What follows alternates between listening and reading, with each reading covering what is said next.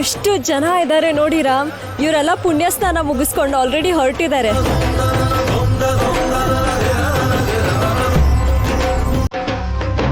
In fact literally ದಿನಕ್ಕೆ ಕೋಟಿಗಟ್ಟಲೆ ಜನ ಬಂದು ಹೋಗ್ತಿದ್ದಾರೆ.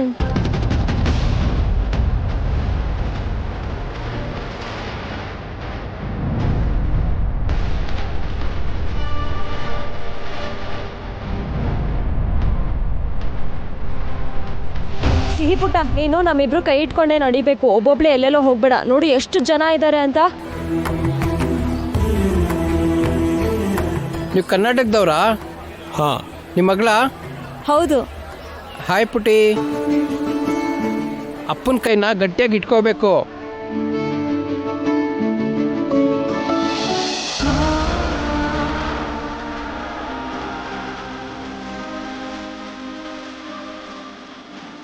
ಬಾಯ್.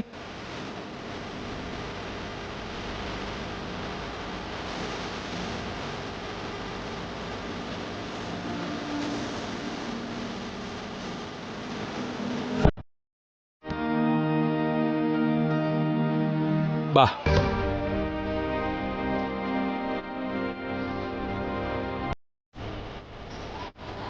ಇವಳನ್ನ ಎತ್ಕೋತೀರಾ? ಸಿಕ್ಕಾಪಟ್ಟೆ ಭಾರ ಇದ್ದಾಳೆ, ನಡಿಯಕ್ಕಾಗೋದಿಲ್ಲ. ನನ್ನ ಮಗಳು ನನಗೆ ಯಾವತ್ತೂ ಭಾರ ಆಗೋದಿಲ್ಲ.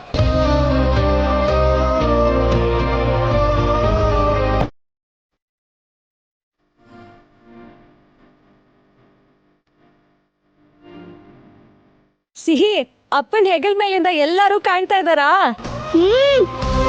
ಎಷ್ಟು ಜನ ಇದ್ದಾರೆ ಇಲ್ಲಿ. ಸೂಪರ್ ಆಗಿ ಕಾಣಿಸ್ತಾರೆ.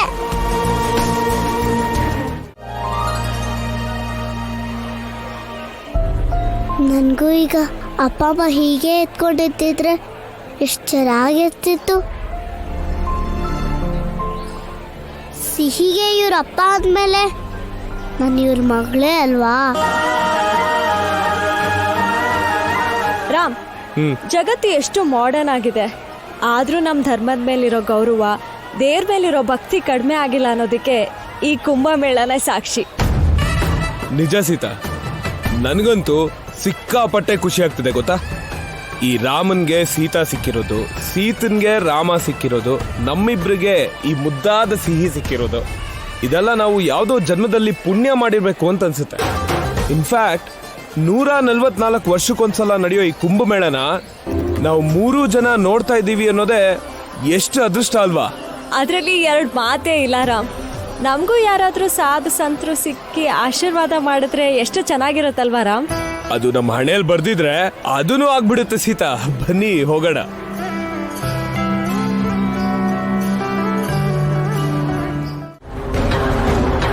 ಯಾರು ನಿನ್ನನ್ನು ಒಂದು ಮಾತು ಕೇಳಲ್ಲ ಮಾಡಲ್ಲ.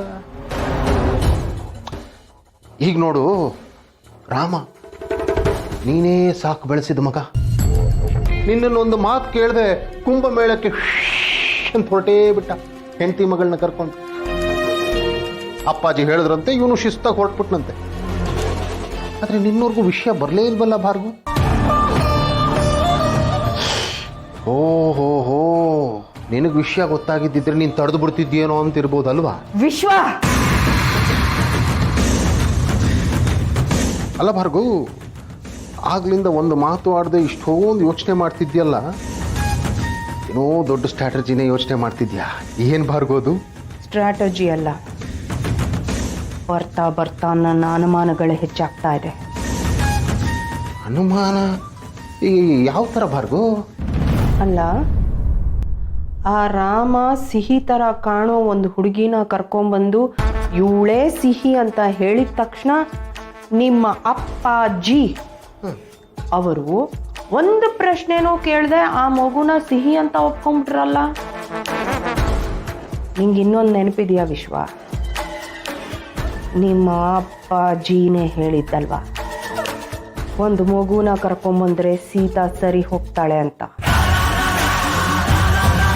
ಅಂದರೆ ಈ ಎಲ್ಲ ಪ್ಲ್ಯಾನ್ಗಳಲ್ಲೂ ನಿಮ್ಮ ಅಪ್ಪಾಜಿನೂ ಶಾಮೀಲಾಗಿದ್ದಾರೆ ಅಂತ ಆಯ್ತು.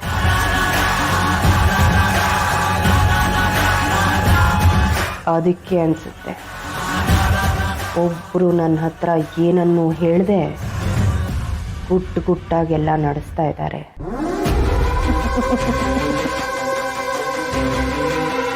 ನಡೆಸಿ ಮಿಸ್ಟರ್ ದೇಸಾಯಿ, ನಿಮ್ಮ ಆಟನ ನೀವಾಡಿ, ನನ್ನ ಪಾನನ್ನು ನಾನು ನಡೆಸ್ತೀನಿ. ಭಾರ್ಗು, ಈಗ ಮುಂದೇನು ಮಾಡ್ತೀಯ ನೀನು? ಅವ್ರ ಥರನೇ ಹೇಳಲ್ಲ, ಮಾಡಿ ತೋರಿಸ್ತೀನಿ.